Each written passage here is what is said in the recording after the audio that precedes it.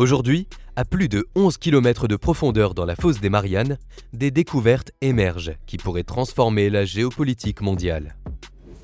Pourquoi la Chine déploie-t-elle des flottes de robots autonomes dans ces abysses inexplorés, là où la pression écrase tout? Quels trésors énergétiques et miniers attendent au fond de l'océan? Des nodules polymétalliques aux hydrates de méthane. Et comment cette course aux profondeurs, opposant Pékin à un Occident en retrait, redéfinit-elle les règles de l'exploitation des fonds marins? Plongeons dans cet univers hostile, où science et stratégie se mêlent pour conquérir les derniers mystères de la planète. La descente dans la colonne d'eau est une odyssée à travers des royaumes invisibles. Les premiers 200 mètres constituent la zone photique, un mince ruban d'eau où la lumière solaire permet la vie par photosynthèse, nourrissant les vastes écosystèmes des récifs coralliens et les bancs de poissons. Puis, l'obscurité s'épaissit.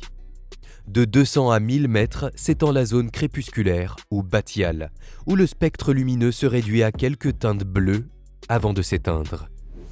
La pression, qui double tous les 10 mètres, force déjà une adaptation radicale. Les organismes développent des yeux immenses pour capter le moindre photon, comme le roi des harengs, ou des corps gélatineux et souples, comme les limaces de mer zélées, pour minimiser l'effet du confinement. Passé le seuil critique des 1000 mètres, le monde plonge dans l'obscurité totale. La zone de minuit, éclairée uniquement par le vivant via la bioluminescence. C'est le domaine du calmar Vampirotetis infernalis, littéralement le calmar vampire de l'enfer, qui déploie ses filaments tentaculaires jusqu'à 6 mètres. C'est dans ces eaux qu'a été découvert en 2024, lors des expéditions menées par le submersible chinois Fendouje, une biodiversité étonnamment riche entre 2500 mètres et 9533 mètres de profondeur, incluant des milliers de vers tubicoles et de mollusques bivalves, défiant l'idée que ces zones soient des déserts biologiques. Chaque organisme, qu'il s'agit du poisson-goutte compressé à 100 fois la pression atmosphérique ou des minuscules crustacés épineux observés à 10 km, est une preuve vivante qu'à ces profondeurs, la vie ne se contente pas de survivre, elle prospère sous ses formes les plus extrêmes. Au-delà de 4000 mètres s'étend la plaine abyssale, vaste étendue froide et silencieuse, couvrant la majorité du plancher océanique. Elle est recouverte d'une boue fine et trompeuse, sédimentation lente et continue de la neige marine, les restes de plancton, les excréments et les cadavres qui tombent sans discontinuer depuis la surface depuis des millions d'années. Cette boue, extrêmement riche en carbone, fait des abysses un des puits de carbone les plus importants de la planète, jouant un rôle crucial dans la régulation climatique. L'écosystème abyssal est intermittent et opportuniste. Un événement rare mais vital est la chute de baleines. Lorsqu'une carcasse massive atteint le fond, elle crée une oasis éphémère qui peut soutenir une succession d'espèces pendant des années. Des requins aux vers osseux spécialisés, recyclant la biomasse dans une chaîne trophique unique et temporaire. Enfin, la plaine cède la place aux fosses, la zone hadale. C'est le domaine de l'extrême, où la pression monte à plus de 1000 atmosphères, soit 600 fois celle de la surface. Seuls quelques véhicules peuvent y résister, comme le submersible habité chinois Fendouje, le Luther, ou le Limiting Factor ayant atteint le Challenger Deep, le point culminant connu de la planète, mesuré à 10 984 mètres.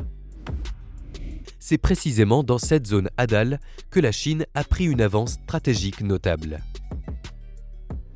Après le plongeon record du Fendouje en 2020 avec 3 chercheurs à bord, Pékin a stratégiquement pivoté vers une approche d'exploration robotique autonome, marquant le passage de l'exploit sporadique à l'opération industrielle systématique.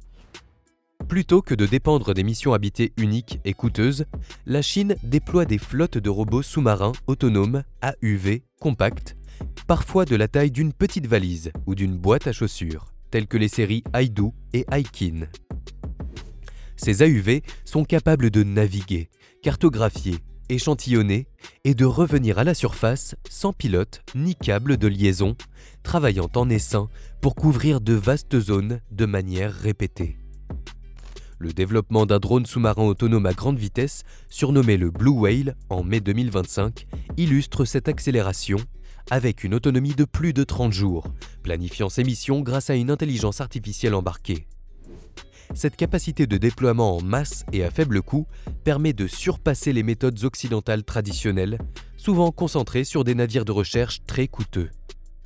Ces robots ont notamment permis de découvrir en 2024 des communautés biologiques à base chimique, soit des suintements froids ou des écosystèmes chimio-synthétiques, vers tubicoles, moules géantes, se développant sans lumière, alimentés par le méthane et le sulfure d'hydrogène. Ces mondes sous-marins modélisent la vie extraterrestre potentielle sur des lunes glacées comme Europe ou Encelade, faisant de ces profondeurs un laboratoire scientifique et géopolitique de premier plan. L'enjeu n'est pas seulement scientifique, il est d'abord énergétique et minier.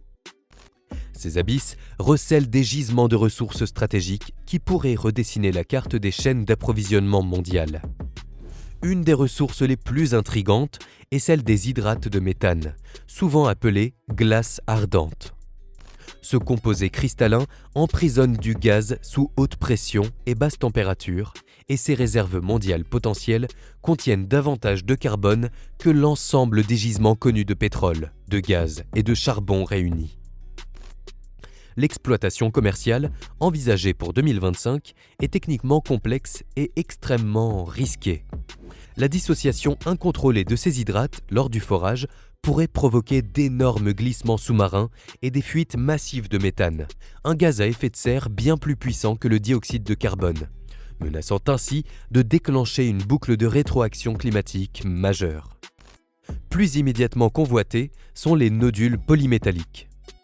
Ces concrétions, de la taille d'une pomme de terre, tapissent le plancher océanique à des profondeurs variant entre 4000 et 6000 mètres, notamment dans la couche Clarion-Clipperton, CCZ du Pacifique.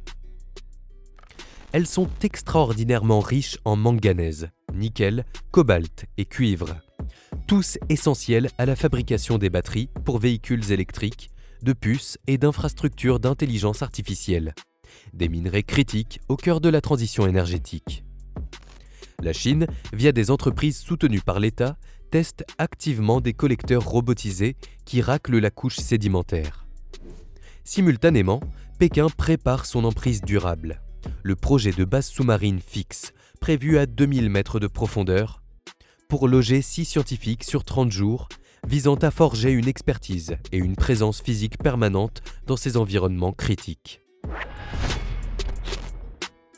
Voilà ce qui conclut ce décryptage. Merci d'avoir suivi jusqu'au bout. Si la vidéo vous a plu, n'hésitez pas à laisser un like et à nous dire en commentaire votre avis sur cette situation. De nouveaux épisodes arrivent bientôt, alors n'oubliez pas de vous abonner à la chaîne et à activer la cloche pour ne rien manquer. À très bientôt.